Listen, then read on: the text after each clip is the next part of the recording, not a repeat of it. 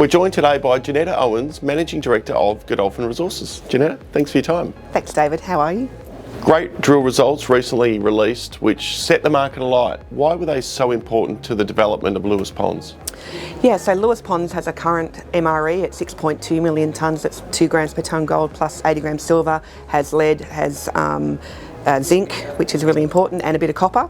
So all of those things, being a polymetallic deposit, are really important in the future of Australia's transition to green energy. But most importantly is the fact that it's all an inferred resource, and we're wanting to move that up so that we can start getting the project into development.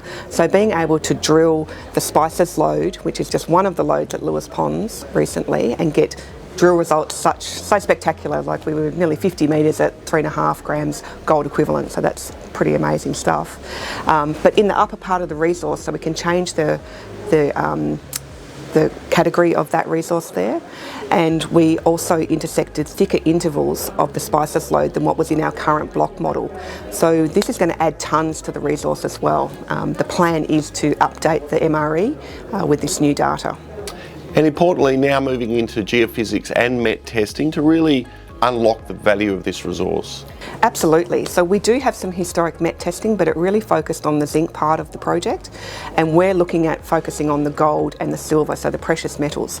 So our MET program will take these fresh cores and we'll do some additional float testing. So we're looking at a multi-stage flotation to really focus on extracting the gold and the silver. And the reason for that is all of our previous resource numbers are based on a 60% gold recovery, and we know that we can do much better with that. We know that this is possible.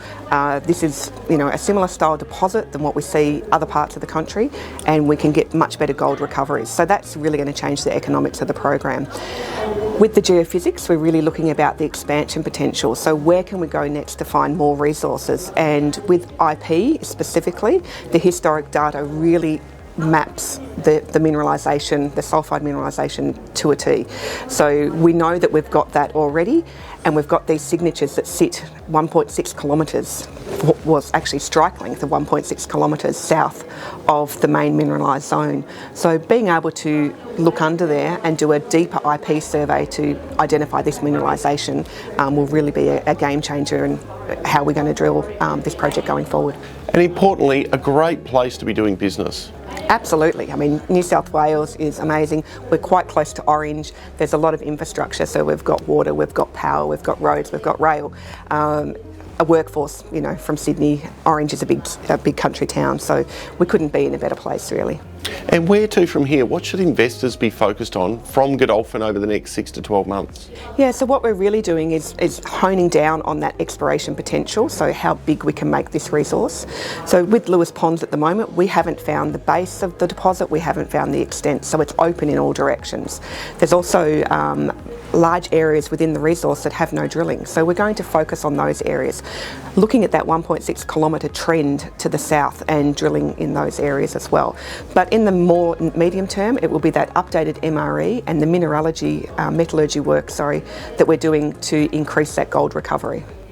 Exciting times ahead for Godolphin and its shareholders. Jeneta, thanks for your time. It certainly is. Thanks, David.